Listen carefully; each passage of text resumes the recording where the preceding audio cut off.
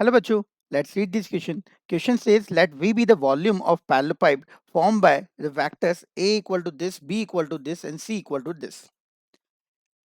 Parallel pipe का volume है V इन vectors के द्वारा बनाए हुए. If AR, BR, CR,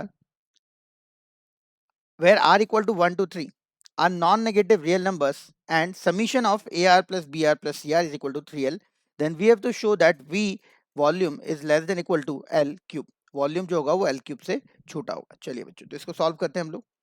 सबसे पहले तो हम वॉल्यूम पे आते हैं. वॉल्यूम क्या होता है? वॉल्यूम होता है स्केलर ट्रिपल प्रोडक्ट, मतलब बॉक्स. तो ए vector, B vector, C vector, ये हो गया वॉल्यूम. मतलब ए डॉट बी क्रॉस सी है ना. अब यहाँ पे एंगल आएगा थीटा वगैरह. तो हम लोग ये बोल सकते हैं कि ये वॉल्यूम जो है हमेशा क्या होगा? लेस देन और equal to mod A, mod B और मॉड सी, हमेशा, है ना. क्योंकि ये क्रॉस प्रोडक्ट में साइन थीटा आएगा और डॉट प्रोडक्ट में कॉस थीटा आएगा. तो साइन थीटा और कॉस थीटा की वैल्यू 1 से छोटी होती, तो इस पूरे वॉल्यूम की वैल्यू हमेशा ध्यान रखना mod A, mod B, mod सी से छोटी या बराबर होती है. ठीक है ना. तो अपन एक बात तो यहाँ से अभी बता सकते हैं कि ए डॉट बी क्रॉस सी जो कि बेसिकली वॉल्यूम है, तो जो वॉल्यूम होगा वो लेस देन इक्वल टू क्या होगा? Mod A. मॉड ए कितना है? मॉड है under root of a1 square plus a2 square plus a3 square, mod B under root of b1 square plus b2 square plus b3 square, और mod C मतलब under root of c1 square plus c2 square plus c3 square. ठीक है, ये हो गया अपना. अब हम आते हैं इस पे जो हमको 3L दे रखा है, तो ये अपन फर्स्ट इक्वेशन बोल देते हैं. अब हम लोग आते हैं ये 3L वाली चीज पे. तो वॉल्यूम इससे कम होगा, ये अपने को ध्यान रखना है. अब ये 3L अपने को ये दे रखा है, मतलब L की वैल्यू कितनी दे रखी है? L की value A1 plus A2 plus A3. देखो यहाँ पे R की वैल्यू 1 रखोगे तो A1, 2 रखोगे तो A2, 3 रखोगे तो A3. वैसे ही B में B1 plus B2 plus B3 और C में C1 plus C2 plus C3 whole divided by 3. ये हुई L की वैल्यू. अब अगर मैं यहाँ पे एक कॉन्सेप्ट लगाऊं बच्चों, AM is always greater than equal to GM. AM is always equal greater than equal to GM. तो मैं बोल सकता हूँ कि एक नंबर हो गया A1 plus A2 plus A3 मेरे पास. दूसरा नंबर हो गया B1 plus B2 plus B3 मेरे पास. और तीसरा नंबर हो गया C1 plus C2 plus C3 मेरे पास. और ध्यान रखिएगा यहाँ पे आपको बोल रखा है A1 A2 A3 B1 B2 B3 C1 C2 C3, ये सब पॉजिटिव है. ये सब पॉजिटिव है, इसी कारण से हम लोग AM ग्रेटर देन GM लगा भी पा रहे हैं. Otherwise AM greater than GM हम लोग नहीं लगा सकते. तो ये 3 number divided by 3 will be greater than equal to इन तीनों नंबर्स का product A1 plus A2 plus A3 पहला number, B1 plus B2 plus B3 दूसरा नंबर, और C1 plus C2 plus C3 तीसरा नंबर. इन तीनों की पावर 1/3.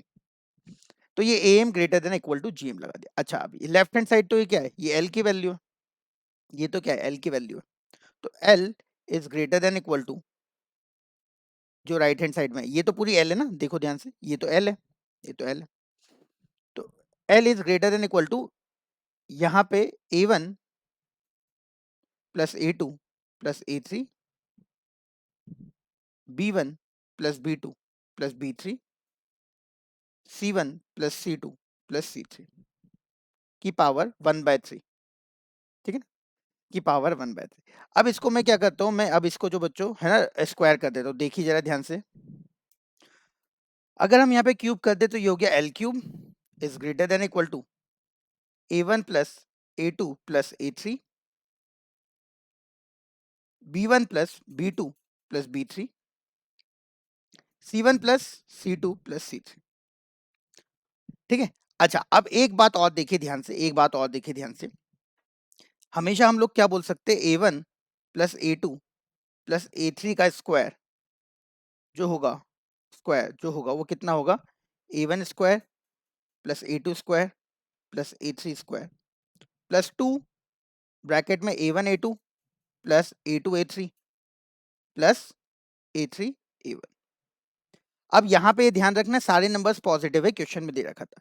अगर ये सारे नंबर पॉजिटिव है अगर ये सारे नंबर पॉजिटिव है तो मैं ऐसा बोल सकता हूँ A1 plus A2 plus A3 will be greater than equal to under root of A1 square plus A2 square plus A3 square।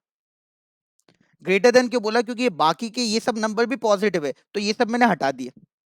ये जो पीछे के नंबर थे ना A1 A2 A2 A3 A3 A1, ये सब हटा दिए। ये सब हटा दिए तो ये लेफ्ट हैंड साइड वाली वैल्यू डेफिनेटली बड़ी होगी, है ना? लेफ्ट हैंड साइड वाली वैल्यू डेफिनेटली बड़ी होगी। तो अब मैं यहाँ पे ये जो है ना, ये इक्वेशन जो आई है मेरे पास, ये इक्वेशन नंबर थर्ड, इस थर्ड को मैं सेकंड में पुट कर देता हूँ। इस थर्ड इक्वेशन को मैं सेकंड इक्वेशन में पुट कर देता हूँ। तो जरा ध्यान से देखिएगा क्या होगा कि L cube will be greater than equal to under root of A1 square plus A2 square plus A3 square.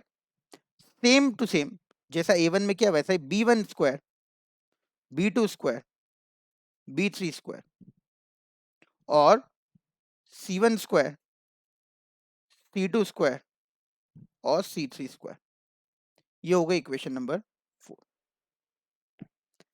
है ना? जो इक्वेशन नंबर 3 थी वो पुट कर दी, पुट 3 इन सेकंड।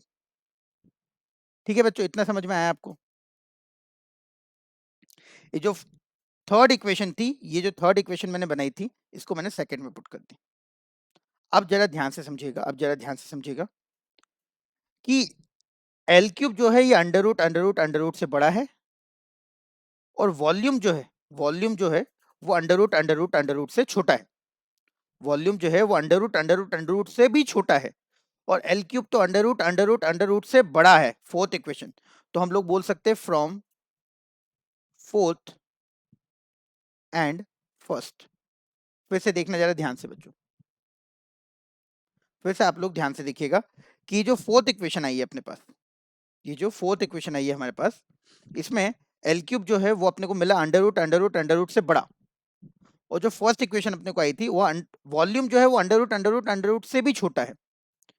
तो इन दोनों कंडीशंस को हम लोग मिला दे, इन दोनों कंडीशंस को मिला दे तो हम बोल सकते हैं एल क्यूब जो होगा वो वॉल्यूम के से भी बड़ा या वॉल्यूम के बराबर होगा, वॉल्यूम से बड़ा या वॉल्यूम के बराबर होगा। और यही हमको प्रूव करना था, तो हम लोग बोल सकते हैं हैंस प्रूफ्ड। हम लोग क्या बोल सकते हैं? Hence proofed.